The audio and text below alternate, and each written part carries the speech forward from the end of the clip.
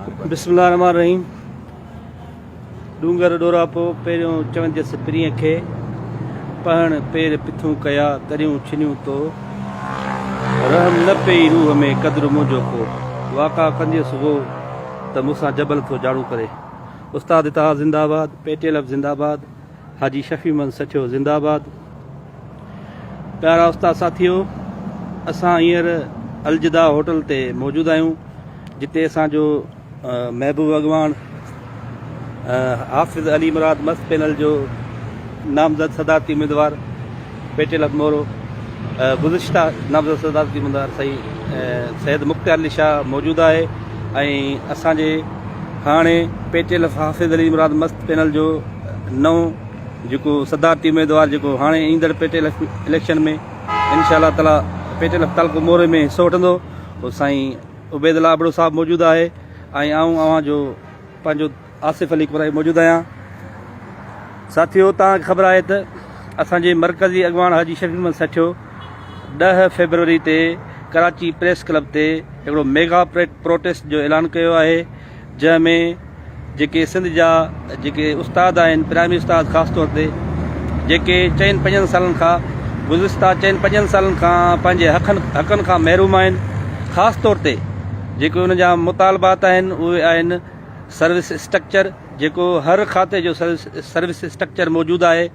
पर अफ़सोस आहे जो हुकूमत सिंध असांजे सिंध जे 1.25 खां 2 लख उस्ताद जेके आहिनि उन्हनि जे लाइ को बि स्ट्रक्चर मौजूदु न आहे, जेका वॾी अफ़सोस जी ॻाल्हि आहे, ॾुख जी ॻाल्हि आहे। जंहिंजे करे ही मेगा प्रोटेस्ट जेको हींअर हाणे कराची प्रेस क्लब ते थींदो, असां जो महबूब अॻवान साईं सैयद मुख़्तियार अली शाह साहिब खां जेको सो हिकिड़ो पैगाम वठंदासीं जेको सॼे तालुके मोरे जे प्राइमरी उस्तादनि समेत सॼी सिंध जे जेके प्राइमरी उस्ताद आहिनि उन्हनि जे लाइ हूंदो। त साईं मुख़्तियार अली शाह साहिब जी तव्हांखे तारीख़ ॿुधायां त साईं जेको आहे सो पेटेलफ मोरे में तमामु सरगर्म रहियो।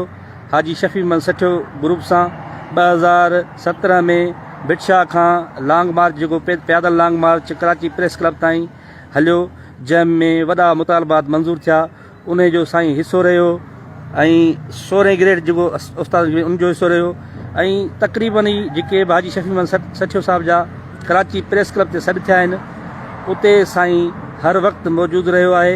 हाणे साईं असांजो HST थी वियो आहे, पर असांजे अञा दिलनि में साईं जे लाइ उहा इज़त आहे, उहा मोहबत आहे ऐं असां ॼण ईअं सम्झूं था त साईं अञा सम्झ असांजो प्राइमरी उस्ताद आहे। पोइ साईं खां पैगाम वठंदासीं त सॼे सिंध जे प्राइमरी उस्तादनि खे पैगाम ॾियनि त उहे पंहिंजे हक़नि जी हासिलात लाइ 10 फरवरी 2015 ते 2025 ईस्वी ते निकिरनि त जीअं जेके असांजा उस्तादनि जा हक़ आहिनि जेके हुकूमत फबाए वेठी आहे ऐं हक़ नथी ॾिए त उहे हासिलु थी सघनि। साईं सैयद मुख़्तियार अली शाह गुज़ारिश कंदुसि त साईं पंहिंजो महबत भरियो पैगाम जेका आहे सॼी सिंध जे प्राइमरी उस्तादनि ॾे पाण जेको सो पंहिंजी ज़बानी ॿुधाए। बिस्मिल्लाह रहमान रहीम। हलो हलो यार खां सभु कसूर सिखूं, बाक़ी 4 विखूं पंधु न आहे पर भरो।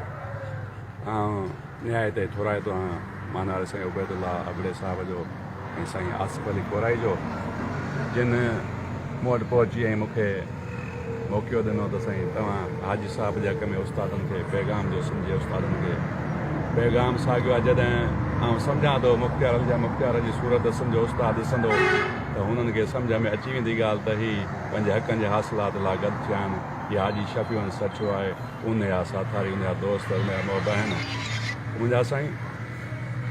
ही हाजी साहिब 10 फरवरी जो सॾु ॾिनो आहे, मूंखे यादि आहे, सिंध जे उस्तादनि खे बि यादि आहे त 10 डिसंबर 2017 ते जॾहिं पाण निकिता पैदल मार्च उस्ताद जे हक़नि लाइ त उहे बि हक़ मिलिया असांखे।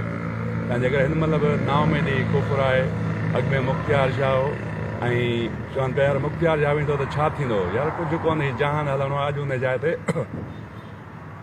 असांजो दोस्त उबैदुल्लाह अबड़ो बि वियो आहे। असां संदसि हिमत अफ़ज़ाई लाइ साण सां गॾु आहियूं। असां पंहिंजे मोर जे बाशर उस्तादनि खे बि चवंदासीं त ही हक़ ते आहिनि दोस्त, ही जेको रहनुमा आहे हाजी शफ़ी मन सठियो उन सां गॾु आहिनि त साईं खे कामयाबु करे ऐं सदर बनाइनि त जीअं उस्तादनि जा जेको मसइला आसानीअ सां हल थींदा ऐं उन्हनि खे फुरियो पुॼो न वेंदो।